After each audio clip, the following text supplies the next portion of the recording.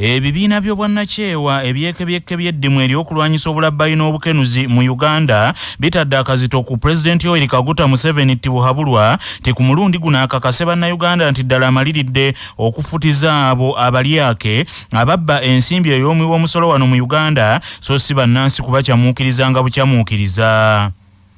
Gavumenti ya Uganda gye buvuddeko yalangirira enteekateeka okuyita mu pulezidenti bwe yali ng'ayogerako eri palamenti ey'okulwanyisa obulabbayi n'obukenuzi era pulezidenti yategeeza nti alina byayongedde okuzuula ku bantu abeekobaana nga mulimu ababaka ba palamenti n'abakozi ba palamenti awamu ssaako aba minisitule y'ebyensimbi ne balyoka babba ensimbi ez'omuwi w'omusolo. Ababaka ba palamenti basatu bakwatiddwa gye bivuddeko ku bigambibwa nti be bamu ku abo abali mu kakundi n'abanene abamu mu minisitule y'ebyensimbi akabba ensimbi z'ensi eno nga bayingiwaza embalirira oluvannyuma batere bagabane. Bannakyewa bagamba nti emirundi mingi abalyake bazze bakwatibwa kyokka mu buduukulu bamala ennaku mbale bubazi ne bateebwa ne balya butaala nga bulago bwa nkoko obutasiwa mu muguwa kyokka ate abbye enkoko ku kyalo ye n'asibwa emyaka n'emyaka. Bino bijjidde mu kiseera nga ababaka ba palamenti bano abasatu basindikiddwa eruzira ku byekuusa ku nsonga z'obulabbayi n'obukenuzi nga bano kwe kuli omubaka omukyala owa disitulikiti y'Erwengo Sise Namujjude Nozia, omubaka owa Bunyole East Yusuf Mutembule n'omubaka owa Busiiki Paulo Akamba. Peter Wandere okuva mu kitongole kya Transparency International agambye nti ebigenda mu maaso eby'okukwata abalyake okubaggalira babiraba naye tebannatandika kukuba mu ngalo kubanga bangi bazze bakwatibwa naye ne biggweerawo bityo nga bayimbuddwa ne bitaddamu na kwogerwako.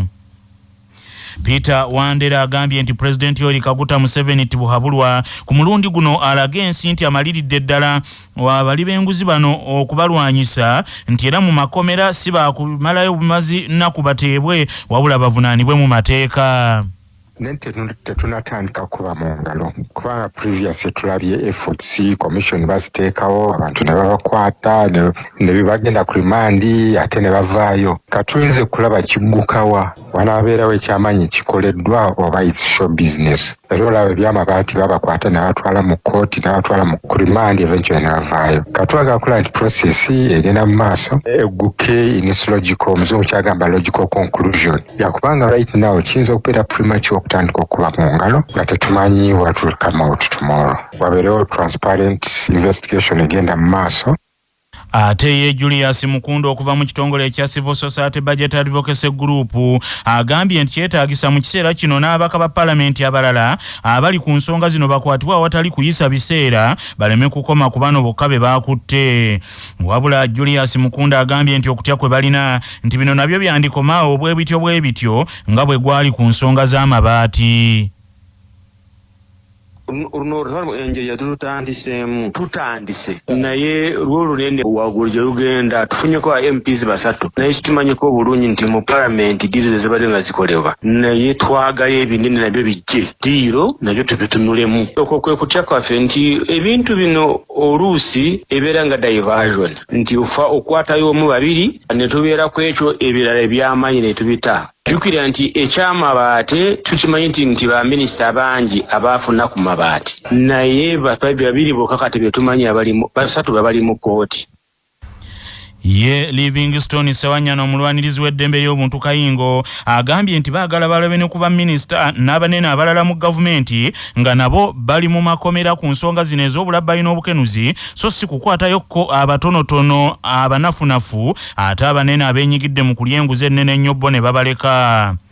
Ono agambye nti pulezidenti baagala ku mulundi guno asensere buli kitongole omuli n'amagye ne poliisi nayo bamulabe ng'akwatayo abalyake abali ku madaala aga waggulu ddala abalya ssente empitirivu baggalirwe olwo ensi emanye nti luno lutalo lwa kumalawo obukenuzi. Abali mu bifo eby'obuvunaanyizibwa abaluwolezebwa okuba nti nno nabo beenyigira mu nguzi nabo babeere nti bakwatibwa. Kirime kubeera kiguumaaza nga bwe tubadde tulaba okuva emabega kubanga okulwanyisa enguzi kubadde kwogerwako nnyo naddala omukulembeze w'eggwanga naye nga tewaliwo nnyo kirabika. Abamu bakwatibwa ate era ne bateebwa. N'olwekyo twagala okulabira ddala kaweefube ow'okumalirawo ddala obuli bw'enguzi nti embalirira y'eggwanga bw'esomebwa ssente zirina okukozesebwa nga bwe ziba zirambikiddwa. Sabbiiti y'obutonde bw'ensi mu Bwakabaka bwa Buganda efundikiddwa n'obubaka eri abaana abato okuba abasaale mu kulabirira n'okukuuma obutonde bw'ensi eno ku lwa Buganda ne Uganda ey'enkya eyeeyagaza kubanga bulijjo bw'ozigamira enkadde ne gy'ozimba ekulema. Omumyuka owokubiri owa Katikkiro era omwanika w'Obwakabaka ow'ekitiibwa Munnalotale Robert Wagwansibirwa yakkaatiriza bino ku mukolo ogwafundikidde sabbiiti eno ku ssomero lya Mengo Senior School ku mulamu ogugamba nti okuteekateeka abaana mu kukuuma obutonde bw'ensi. Owekitiibwa Robert Wagwansibirwa agambye nti abazadde bawuliriza nnyo mu baana baabwe era nga kino kye kiseera abaana bakozesa amaanyi gano okubangula abazadde baabwe ku kukuuma obutonde bw'ensi nga basimba emiti, okwongera omutindo ku pulastika nga bamukolamu ebintu omuva ssente n'ebirala bingi, era n'akinoganya nti Obwakabaka si bwakuva ku ddimu ery'okukuuma obutonde bw'ensi eno nga si bwakulangajjanga yakasibira embaale nti bwe kalifa ndikasanga omukalo. Njagala basaba abaana ekimu kye musobola okukola ennyo kwe kusomesa abazadde ku butonde bw'ensi. Mutabani wange wamula wange bw'ajjeeka n'aŋŋamba, taata wali mu compound wali mu nsonda na wali mu nsonda bafunyeyo emiti ena tusimba omuti gw'ebibala egy'emiyembe. Omwana oyo jamuwuliriza, muyina amaanyi ago okuddayo eka ne musomesa. Temwafuna asimba emiyembe egyo tugenda kufuna empewo ennungi. Awo muyina amaanyi mayitirivu. Njagala obbasaba musomese ffe abazadde. Minisita wa Buganda owa bulungibwansi obutonde bw'ensi amazzi n'ekikula ky'abantu ow'ekitiibwa Hajati Nasejje Mariam Mayanja Nkalubo ategeezezza nti Obwakabaka butaddewo ttiimu ey'abavubuka okulwanirira obutonde bw'ensi nga bayita mu kukunga abavubuka mu Buganda era essira lya kusinga kuteekebwa ku kusimba emiti ginnansangwa. Ttiimu egenda okulwanirira obutonde bw'ensi, abaana bano bato naye bategeerera ddala ensonga z'obutonde bw'ensi era babadde batambula mu masomero ne wano bajjawo ne basomesa ebiseera eby'emabega awo omugaso n'engeri gye tuyinza okukuumamu obutonde bw'ensi. Omwami wa Kabaka ow'essaza Kyaddondo Kaggo nga yakiikiriddwa nga yakiikiriddwa mu myuka Ronald Bakulu Mpagi ategeezezza nti mu ssaza Kyaddondo balina okusoomozebwa olw'abantu abamu abatalina kaabuyonjo era ng'oggyeko okusaasaanya endwadde kino kyonoona n'obutonde bw'ensi. Ebyo tubadde nga tubiraba tutambulira ng'abantu bazimba ennyumba n'ennyumba nga teziriiko kabuyonjo tezirina binaabiro ng'amazzi gakulukutira mu myala n'empitambi ng'eyiibwa mu nzizi mu migga ne mu nnyanja. Kale nno okusoomooza kunene nnyo. Asadu Kirabira nnyini ntebe w'ekibiina ekitaba bannannyini masomero g'obwannannyini mu Uganda ayanjudde enteekateeka ey'okugabira amasomero gonna emiti gisimbibwe mu masomero n'ebitundu bya Uganda ebirala. Ate nga bannamasomero mu kwongera okukolateganira wamu n'Obwakabaka tutaddewo enkola ey'okwongera okuteekawo emmererezo z'emiti ze tugenda okutandika okugabira amasomero. Tulina essuubi nti amasomero ge gasingamu abaana abasinga obungi era abajja okwetaba mu nteekateeka ez'okukuuma obutonde bw'ensi enkya. N'olwekyo manya obuvuna obuddo obw'eddembe lyo tonyigirizibwa. Ddembe lyo ery'obwebange. Ddembe lyakukyusibwako Chalkmail. Omutwe gukuluma, musujja, mugongo, magulu oba tewewulira bulungi. Nywa Chalkmail okwongera amaanyi mu basirikale b'omubiri gwo okulwanyisa n'okutangira endwadde. Eddagala lya Chalkmail lisange mu famasi zonna era lyakakasibwa ne NDA. Omuntu yenna eyeemulugunya ku bikolwa eby'omulamuzi alina eddembe okwekubira enduulu mu kakiiko aka Judicial Service Commission nga munnamateeka Najibu Kasole bw'annyonnyola. Ennyingo 128 eya ssemateeka y'eggwanga n'akawaayirako okusatu akatteeka erya Government Proceedings Act kalambika nti tewali mulamuzi yenna ayinza kuvunaanibwa musango nga gwekuusa ku nkozesa y'obuyinza bwe obw'ekiramuzi era tewali musango guyinza kuleetebwa eri omulamuzi oyo mu ngeri ya ssekinnoomu oba nga guvunaanibwa gavumenti nga gwekuusa ku mirimu oba ebikolwa eby'omulamuzi by'abakoze mu nkola ye ey'emirimu egy'ekiramuzi. Naye ate tekitegeeza nti omulamuzi yenna tayinza kuwaabirwa, naye tewaabirwa mu kkooti wabanga waliwo omuntu yenna yeemulugunye ku enkola y'emirimu ey'omulamuzi ayina eddembe ly'okumuwaabira mu kakiiko akatukwasiza empisa ez'abalamuzi akakiiko aka Judicial Service Commission. Poliisi ng'eri wamu n'ekitongole eky'obutonde bw'ensi ekya NEMA bakoze ekikwekweto mu bitundu by'e Masaka mwe bayooledde abantu 9 era bano basuze mu kaduukulu oluvannyuma lw'okubasanga nga basima omusenyu mu bumenyi bw'amateeka. Omusasi waffe Tomusange Kayinja y'abirina. Mukikwekweto kino ekyakuliddwamu atwala ekitongole kya NEMA mu bbendobendo ly'e Masaka ng'ono ategerekese erya Bukoma emmotoka zi Sinotrax 2 ezabadde zitikiddwako omusenyu zaaboyeddwa ne zitwalibwa ku police post y'Ekigo Sunga wabula nga yo tractor weetiiye Kakono eyabadde yeyambisibwa okusima n'okutikka omusenyu ku loole zino yasigaddeyo olw'obutaba na mmotoka egitikka okugitwala. Abakwate bwe batuusiddwa ku poliisi mu statementi ze bakoze balonkomye bakama baabwe be bakolera okusima omusenyu okuli omu nga minisita mu gavumenti ya President Museveni mu bitundu by'e Masaka, omulala general mu ggye lya UPDF nga n'omulala musuubuzi wa Masaka ne Kampala. Mu kirombe ky'omusenyu ekya minisita bakutteyo abantu 6, mu kya general wa UPDF bakutteyo 2 ng'ate omu ye yasangiddwa mu kirombe ekiri e Bukibonga ekya Sekaayi kyokka abalala badduse. We bwazibidde ng'abakwate babadde bakyali ku poliisi y'Ekigo Sunga n'emmotoka ezijjudde omusenyu nga babadde basuubira okutwalibwa ku kitebe kya poliisi ekikulu e Masaka. Ensonda mu bakulembeze bukakkata zibulidde CBS nti abanene bano tebalina musolo gwonna gwe basasula era nga tebagambwako.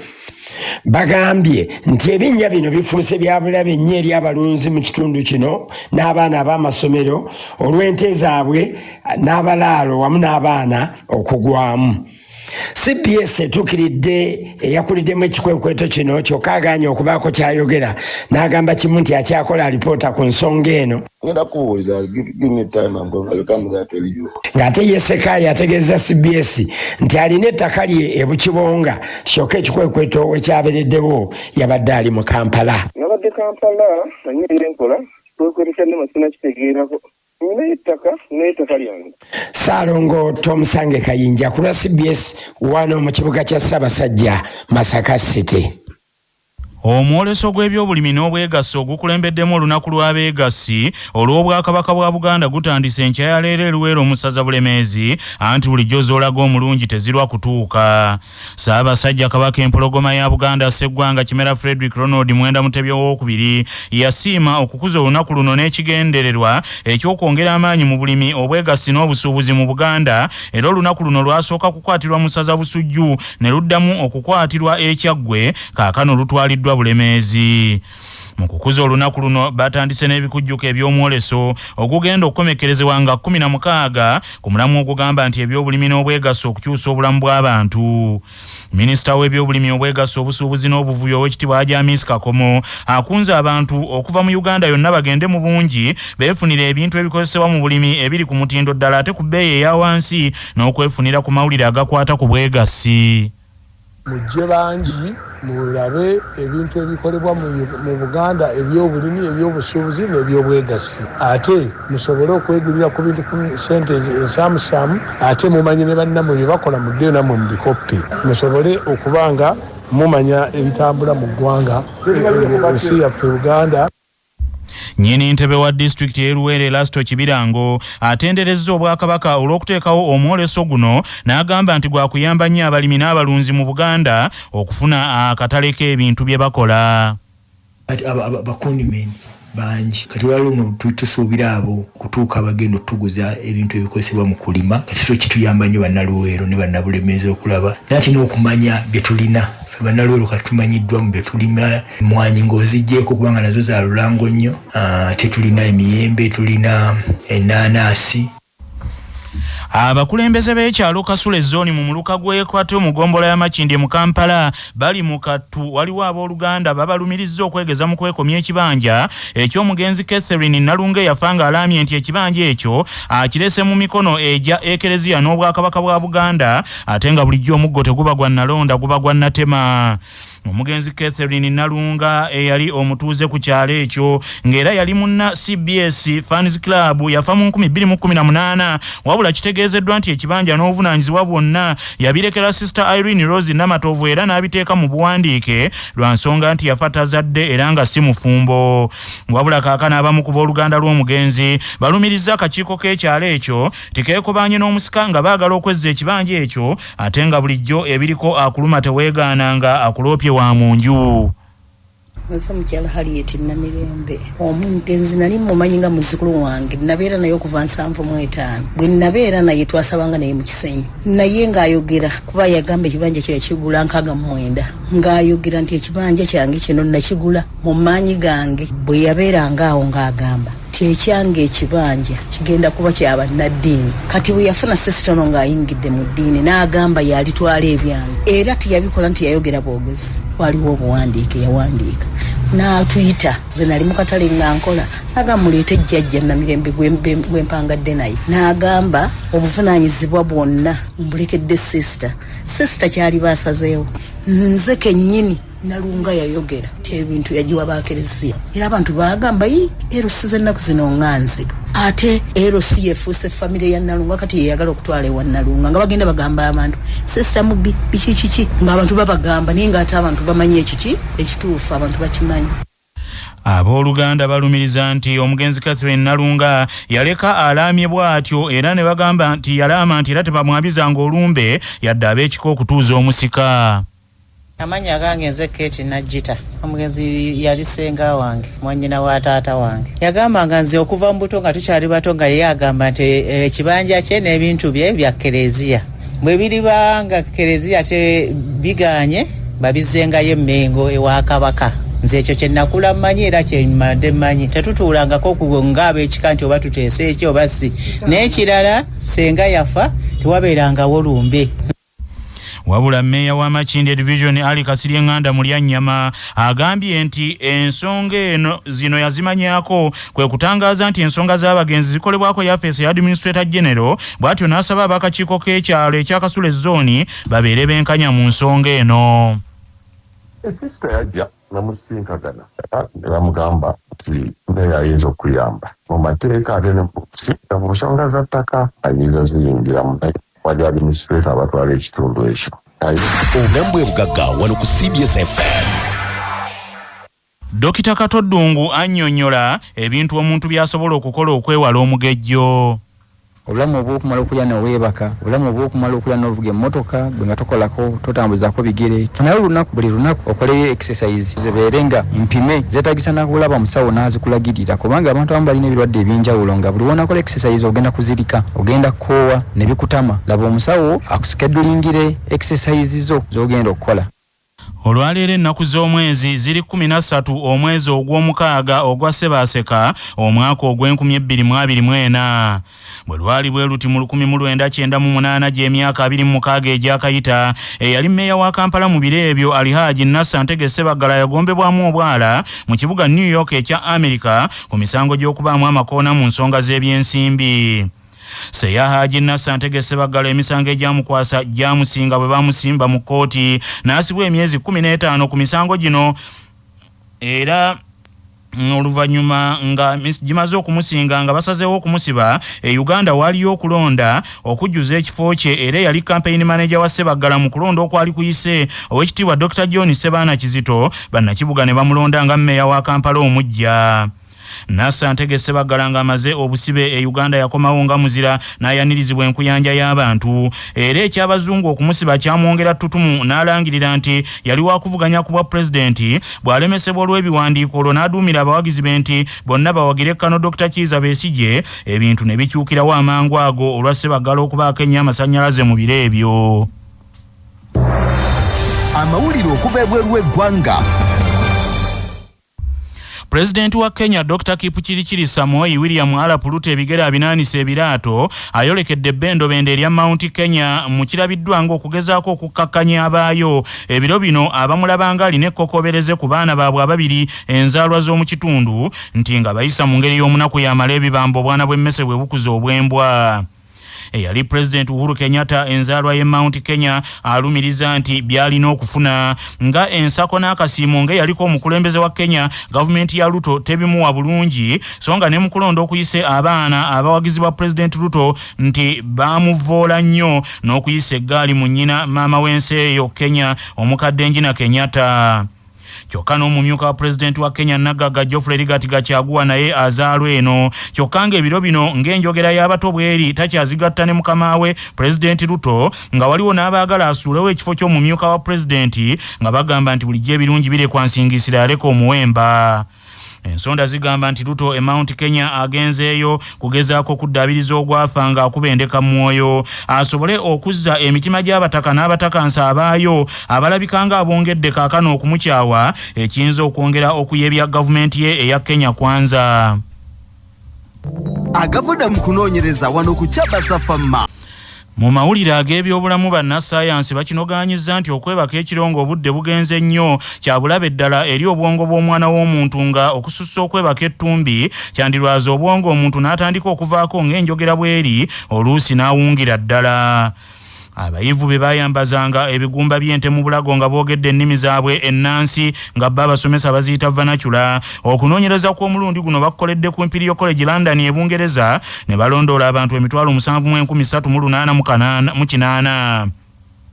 Bakagezi munnyo bagamba nti abantu abeebaka buli lunaku ng'essaawa zisusse omukaaga ez'ettumbi ng'ogyeko okuba ku bwerende oba okuva amangu mu bulamu bw'ensi eno obuwooma era embeera eno etalazza obwongo bwabwe ne butandika n'okunoba yadde ng'omuntu atunula. Abadde mu mitambo gy'okunoonyereza kwa luno omugezi Dr. Jami Zeitiza agambye nti ekituufu kiri nti Katonda yakola ekiro nga kirina kuba kyakwebaka na kuwummula ng'obonga ekiro enkola yaabo eba nnafu bw'osukka okubukaka obulwaza mu butanwa.